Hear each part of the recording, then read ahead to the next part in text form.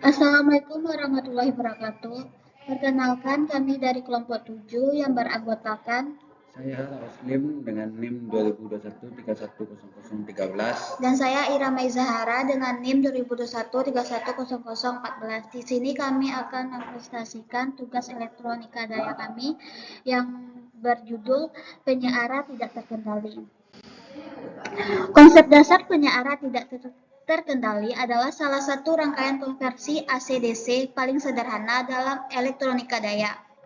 Sirkuit ini disebut tidak terkontrol karena menggunakan perangkat elektronik berupa dioda. Nah, ada pun macam-macam penyiaran tidak terkendali, yaitu penyiaran satu fasa setengah gelombang, kemudian penyiaran satu fasa gelombang penuh. Nah, pada penyiaran satu fasa gelombang penuh ini, baik siklus positif maupun negatif, ada dua bagian penyiaran, yaitu penyiaran dengan transformator tetap tengah dan juga penyiaran dengan sistem gelombang. Nah, untuk penyiaran satu setengah gelombang, rangkaian penyiaran satu setengah gelombang ini merupakan tipe penyiaran yang paling sederhana, di mana rangkaian ini hanya terdiri dari satu buah dioda dan satu buah trafo. Meskipun jarang dipergunakan untuk kebutuhan industri, namun tiga tipe penyiaran ini sangat mudah untuk dijelaskan dioperasikan untuk operasi penyiaran. Untuk prinsip kerjanya dapat kita lihat yaitu ketika arus inputnya positif, maka diodanya bias maju, sehingga dapat arus yang mengalir dari sumber ke beban. Nah, pada gambar kurva di bawah, dapat kita lihat bahwa gelombang positif menandakan terdapat arus yang mengalir pada beban. Nah, di sini arusnya selalu mengalir kepada beban. Nah, ketika arus inputnya negatif, maka diodanya akan dibias mundur, di mana sehingga arus tidak dapat mengalir pada beban karena dioda memblok aliran arusnya. Nah, pada kurvanya dapat kita lihat bahwa tidak ada arus yang mengalir, dan sehingga kurvanya bentuk garis dan nol. Kemudian untuk tegangan keluarannya yaitu pada penyiaran satu fasa setengah gelombang, yaitu dari bentuk gelombang tegangan keluaran di atas tersebut dengan mengasumsikan bahwa tegangan sumber Vs sama dengan Vm sin omega T dan tegangan jatuh maju pada dioda serta pada abilitan sekunder transformator diabaikan saja, maka tegangan keluarannya rata-rata yaitu VDC sama dengan 1/2 V integral Vm sin omega T dt sama dengan Vn per V. Nah, untuk nilai efektifnya 1/2 V integral Vm kuadrat sin kuadrat omega T per dt dalam kurung 1/2 sama dengan Vm per 2. Yang kedua yaitu penyiaran satu fasa gelombang penuh. Penyiaran dengan transformator tap tengah. Penyiaran ini dapat pula disebut sebagai penyiaran setengah gelombang dua fasa.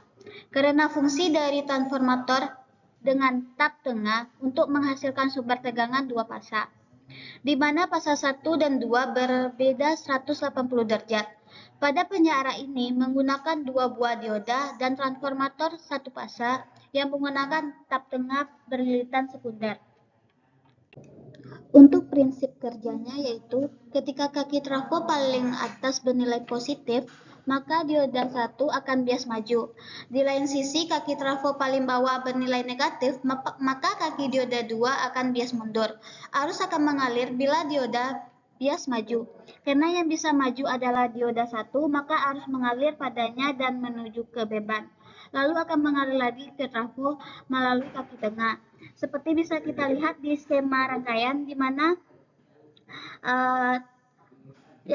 dioda 1 bias maju dan dioda 2 bias mundur. Begitupun sebaliknya. Nah, untuk tegangan keluarannya yaitu pada penyiaran dengan transformator tetap tengah, dari bentuk gelombangan tegangan keluaran di atas tersebut dapat kita lihat bahwa di mana kita dapat mengasumsikan bahwa tegangan yaitu tegangan keluaran rata-ratanya yaitu VDC sama dengan 1/V integral Vm sin omega T dt sama dengan 2 Vm per V. Nah, untuk nilai efektifnya VRMS yaitu sama dengan dalam kurung 1 per V integral Vm kuadrat sin kuadrat dan omega T dt dalam kurung 1 per 2 sama dengan Vm per akar 2. Penyearah satu fasa gelombang penuh.